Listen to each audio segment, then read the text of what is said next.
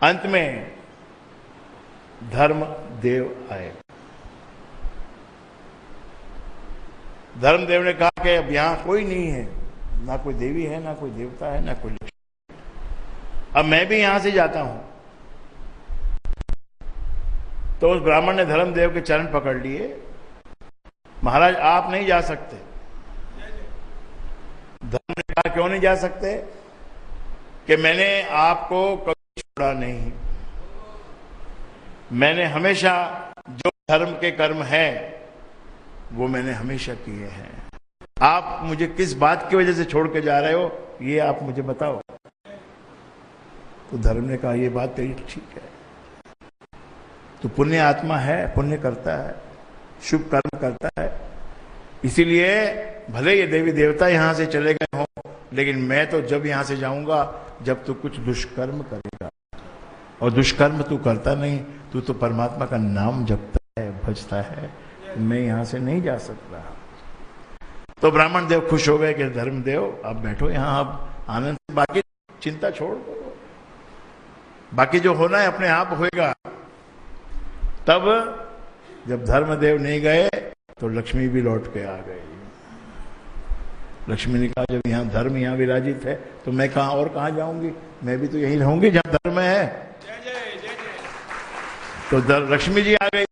जब लक्ष्मी जी लौट के आ गई तो बाकी देवी देवता भी उनके साथ में चले आए कि भैया ब्राह्मण देव हम तो आपके घर में बसेरा करेंगे, क्योंकि आप जो है वो नित्य शुभ कर्म करते हो, राम का नाम जपते हो, इसलिए एक कर्म जरूर याद रखना, राम का नाम भजते रहना, जपते रहना, अंत समय में भी काम आएगा। अभी जो मेरे ससुर जी जो ग्वालियर में रहते हैं, 84 की उनकी आयु है, कई दिन से बीमार चल रहे थे, और उनका कहना था कि अभी एक हफ्ते से वो बोल रहे थे कि मेरे गुरुदेव तो आ गए मुझे लेने के लिए, लेकिन उनके साथ में राम नहीं आया अभी तक, जब राम आ जाएगा तब मैं चला जाऊंगा। तो आज क्या हुआ, उनके घर में भी सत्संग लगता है सुबह, तो 10 बजे सत्संग समाप्त हुआ और 10:05 पर राम जी आकर उनको ले गए। तो भक्ति तो अपने एक ही इष्ट की करनी चाहिए, एक इष्ट की भक्ति जो है वो सर्वश्रेष्ठ है। उसके बाद जो आगे अगले जन्म में यदि कोई जन्म का थियरी को मानता है तो मानना नहीं मानना तुम्हारे अपने आपके दिमाग की बात है, ये तो बुद्धि है, बुद्धि भ्रम वाली होती है, कोई मानता है कोई नहीं मानता, ये तो है परमात्मा। ये सामने एक वस्तु हो रही है, एक आदमी को कुछ दिख रहा है, दूसरे को कुछ दिख रहा है, तीसरे को कुछ दिख रहा है, चौथे को कुछ दिख रहा है। शमशान में सब जाते हैं तो सबके आंखों में आंसू होते हैं, वहां जो कर्मचारी हैं, शमशान के अंदर जो कर्मचारी हैं वो नॉर्मल रहते हैं, लकड़ा लाते हैं और चिता सजा देते हैं, और जो वहां महाब्राह्मण होता है वो प्रसन्न होता है कि बड़ा अच्छा कोई सेठ आया है, तो इसको तो सोने का नथ भी पहनी हुई है, और जब ये 11वां होगा तो अच्छा पैसा भी मिलेगा, उसको उस बात की खुशी होती है। तो ये बुद्धि का तुम ज्यादा भरोसा नहीं करना, बिना बुद्धि का भरोसा किए, बुद्धि के ऊपर डिपेंड नहीं होना, एक काम गुरु के कहने से मान लेना। हालांकि गुरु बुद्धि का दाता है, बुद्धि का दाता भी गुरु है, तो क्या मान लेना गुरु का कहना? गुरु का कहना मान लेना कि राम राम भज कर श्री राम, राम राम भज कर श्री राम, करिए नित्य ही उत्तम काम। जितने ये धर्म है, ये गीता रामायण सब कुछ इसके अंदर है। राम राम भज कर श्री राम, करिए नित्य ही उत्तम काम, जितने कर्तव्य कर्म कलाप करिए राम राम कर जाप। क्योंकि तू मनुष्य है, तू कोई और होता तो तुझसे ये बात नहीं कहते जपने के लिए भजने के लिए, पर तू मनुष्य है, इसीलिए तू और प्राणियों से श्रेष्ठ है, इसलिए हर कर्तव्य को तू राम राम का राम राम भजते हुए ही। और दूसरा एक और विशेष भाव, हर व्यक्ति मालिक बनना चाहता है, कुछ लीडर बनना चाहता है, नेता बनना चाहता है, बड़े बड़े पोस्ट पे जाना चाहता है, लेकिन याद रखिए जीवन में दास भाव को हमको संभालना चाहिए। दास भाव, किसका दास? गुरु का दास। गुरु का दास यानी गुरु का जो फिजिकल रूप है उसका दास नहीं है। गुरु यानी ज्ञान रूप है, बुद्धि रूप है, विवेक रूप है, ज्योति स्वरूप है, उसका दास हमको होना है। और दास होने के बाद हमारी सब जितनी भी जिम्मेवारी है, सब जिसके शरण में हम जाते हैं उस पर ट्रांसफर हो जाती है। तो निश्चिंत होकर आप जीवन जी सकते हो। कर्म करो। कर्म क्यों कर रहे हो? कर्म भाई हम तो दास हैं, हम तो कर रहे हैं, अपने गुरु के लिए कर्म कर रहे हैं।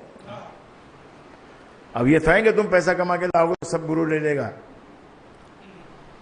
वो तो पैसा तुम्हारे पास ही रहने वाला है, लेकिन उसके आगे पीछे जो पाप की गठरी बन बन के चलती है वो कट जाती है।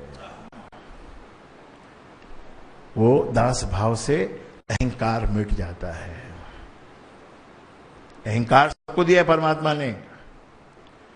कभी कोई घटना घट जाए बुरी अपने साथ, तब उस वक्त तुम क्या करते हो वही तुम्हारा श्रेष्ठ होना और बिना श्रेष्ठ होना उस वक्त डिसाइड होता है कि तुम सत्संगी हो या नहीं हो।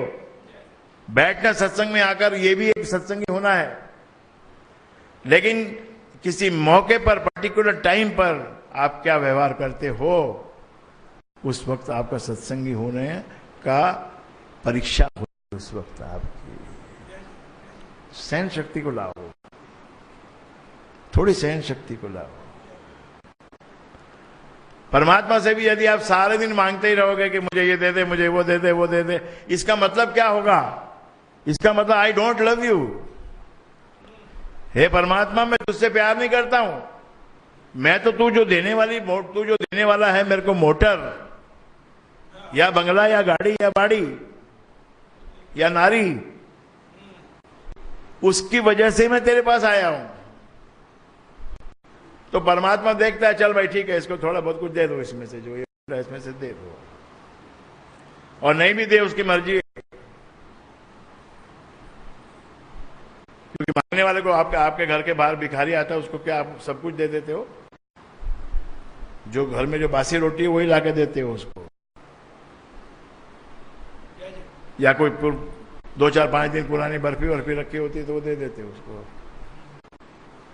तो परमात्मा के पास जाकर परमात्मा से यदि खाली वस्तुएं ही मांगी तो फिर परमात्मा का प्रेम तो झलका ही नहीं कहीं भी।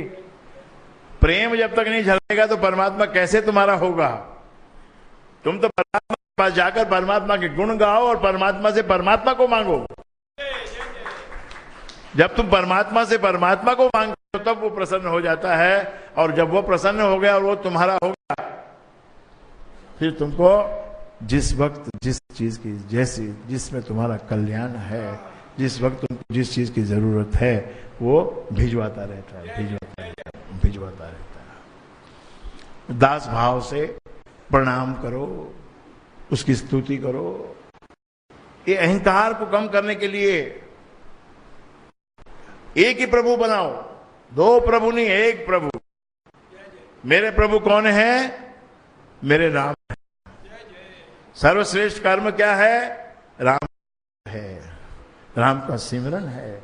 जब सदा नहीं हो सकता, इसलिए सिमरन करो। सिमरन के बाद यदि कुछ थोड़ा और समय कोई ऐसा अवसर मिले तो मनन भी करो। गुरु ने क्या कहा, क्यों कहा, कब कहा, ऐसा कहा था, वैसा कहा था। 2 गुरु भक्त मिलके बैठो, 4 गुरु भक्त मिलके बैठो, उत्साह बढ़ता है। जब एक साथ में एक आदमी अमृतवाणी गाता है तो वो जिस ढंग से गाता है उसमें कंसंट्रेशन होता है, लेकिन जब 2 मिलके गाते हैं तो उत्साह बढ़ जाता है। और भक्ति के मार्ग में उत्साह बहुत आवश्यक है। Depression you have to cut. ये डिप्रेशन को अपनी जिंदगी में आने नहीं देना। डिप्रेस होना है तो केवल प्रभु के चरणों में बैठ के दास भाव यानी सीधा साधा, भाई जो तू देगा वो मुझे मंजूर है। एक गुलाम आया कोई बादशाह के पास में, कोई लाया खरीद कर उस गुलाम को बादशाह के दरबार में पेश किया कि महाराज ये मैं आया हूं। भाई क्या नाम है तेरा? उसने अपना सर नीचे झुका लिया। अरे तेरा नाम तो बोल। मेरा नाम तो प्रभु जो आप रखोगे वही नाम है मेरा। आप जिस नाम से पुकारोगे वो मेरा नाम हो जाएगा। और तुझे क्या किस प्रकार से रखें, वही जिस प्रकार से आप रखोगे वैसे होऊंगा। क्या तेरे लिए खाने का इंतजाम कैसा करना पड़ेगा कि प्रभु जो आप खिलाओगे वही खाना पड़े? कि तेरा नाम भी नहीं, तेरी कोई चॉइस भी नहीं। उसने कहा कि महाराज जब मैं गुलाम हूं तो फिर मेरी क्या चॉइस हो सकती है? फिर तो आपकी चॉइस का खाऊंगा मैं। बादशाह ने कहा